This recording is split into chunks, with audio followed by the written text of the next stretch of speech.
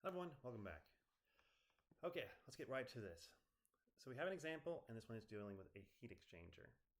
Now be very careful here because there's a lot going on. First off, notice we're dealing with refrigerant in one pipe, and we're dealing with water in the second.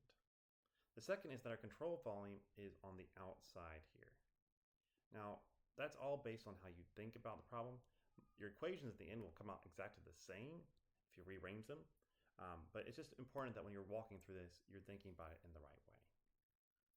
So what does it say? Well, it says refrigerant R134a is to be cooled by water in a condenser.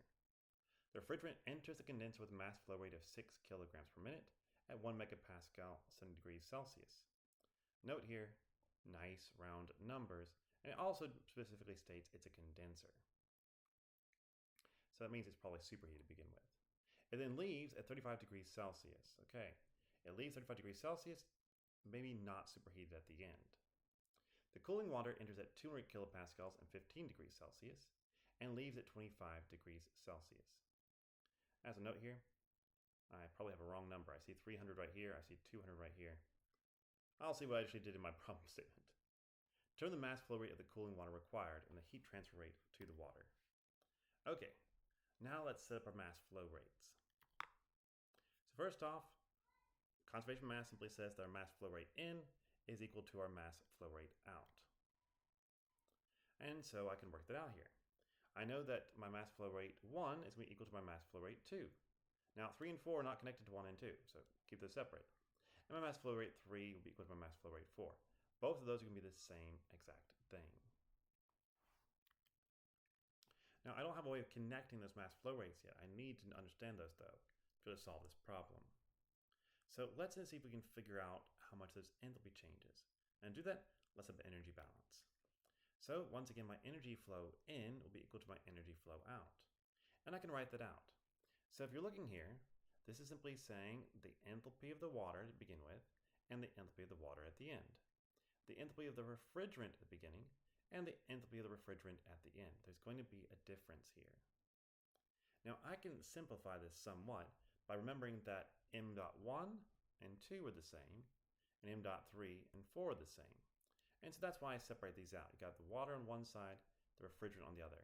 And you can see that my mass flow rates, those are going to be connected by the change in enthalpy. Okay? So if one is having a bigger enthalpy drop than the other, then it means it's going to need less mass flow rate to still have the same amount of energy transfer. Okay, so then we need to find all of our enthalpies. How do we do that? Tables. Seriously, we just have to go to tables now. It's not going to be all that bad. Okay, so you're probably really worried because it said 15 degrees Celsius and 300 kilopascals. And you're like, oh no, is this superheated too? Well, but you need to remember it was cooling water. That's what it said right here. Cooling water. And so it's actually just compressed liquid. So does the pressure actually matter? Goodness, no, not at all. I put 200 kilopascals in the problem statement. It was actually 300 kilopascals. We don't actually care because it is a compressed liquid. And for a compressed liquid, what we typically say is, your properties don't really change that much with pressure. Like pressure is just not an issue for a compressed liquid. And so all we need to care about is temperature. Okay, that is the important detail.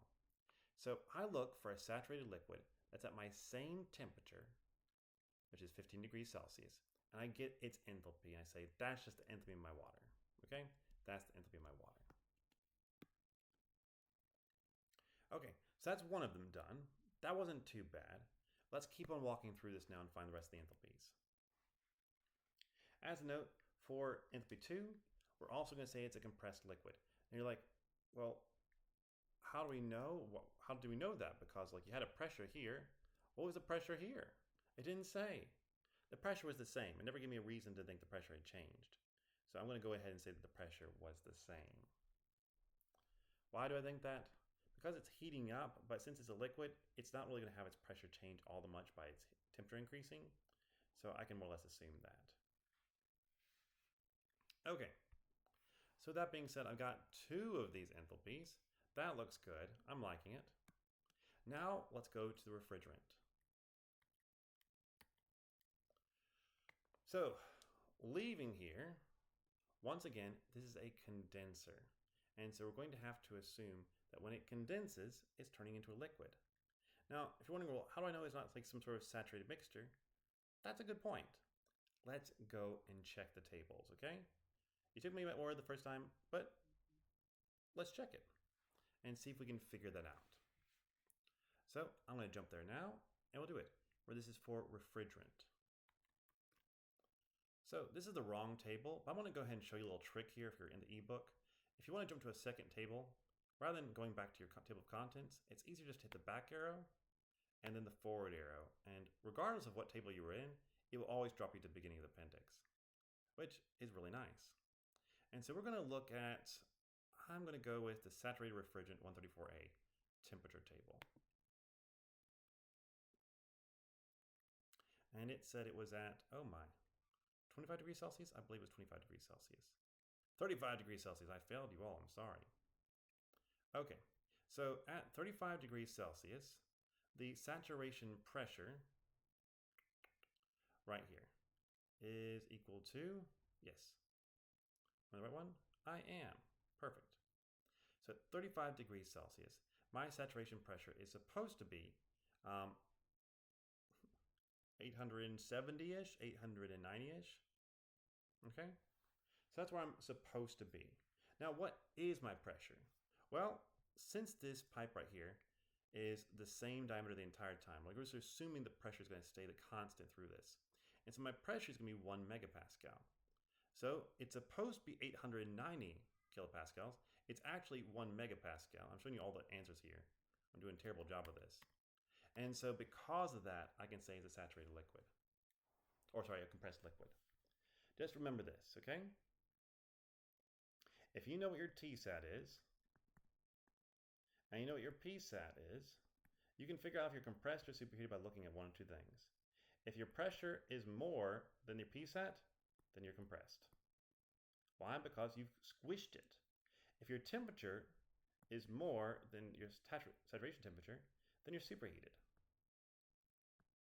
Those are the easiest ways to remember because most people realize that if the temperature is higher, it's superheated, and if the pressure is higher, it's compressed. It might not be as obvious to you, at least as intuitive, to think, well, the pressure is lower, it's superheated, or the temperature is lower, it's compressed. So use whatever makes sense to you, and you can kind of work out the rest from there. Okay, so we jump back and forth between the tables. Now let's finish up this problem. So now we're going to find the enthalpy at point 3. It gives me a temperature, it gives me a pressure. And so for this one, I would have to go to the tables and find this. It would be superheated, and I could figure out what the enthalpy is from that. I've jumped to the superheated tables a lot in the past few videos. I'm not going to do it right now. So with that, I have all 4 of my enthalpies. It also gave me a mass flow rate for my refrigerant of 6 kilograms per minute. So that means I should be able to find the mass flow rate of the water. So I plug everything in here, including the 6 kilograms per minute. And what I'll get then is my mass flow rate for the water is 29.1 kilograms per minute. If I want to, I could change that into kilograms per second. I'm not worried about that right now. And now I want to calculate the heat transfer. What is the heat transfer? Well, it's simply equal to either the, well, I'll just put it this way. It's either equal to this term or it's equal to this term. You're like, well, how can it be equal to both? Because they're equal. They're the same. Like it's two sides of an equal sign. So I can use either one to find the answer. And so what I get then is that my heat transfer from the refrigerant to the water is equal to 1,218 kilojoules per minute. Oh, went too far. My bad. And so that gives us everything. We solved this problem. We've jumped along the tables. So hopefully this helps you. Thanks for listening. I'll see you all next time. Bye-bye.